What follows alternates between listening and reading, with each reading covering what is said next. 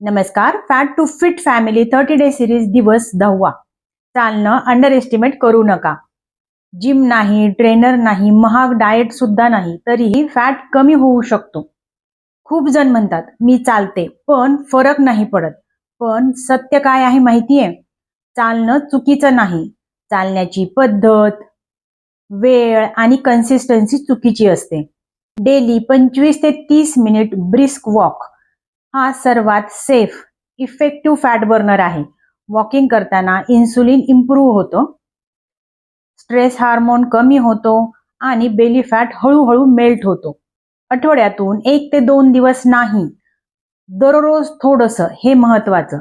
सकाळी किंवा संध्याकाळी एकाच वेळेला मोबाईल बाजूला ठेवून श्वास थोडा वाढेल अशी चाल, हेच स्मार्ट वॉकिंग आहे.